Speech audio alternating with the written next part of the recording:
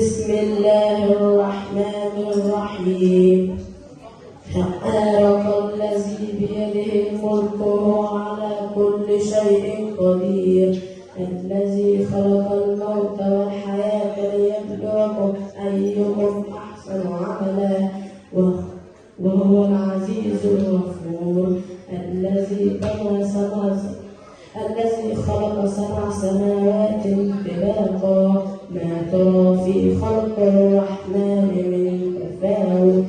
ثم أرجع البصر كرتين ينقلب بين إليك البصر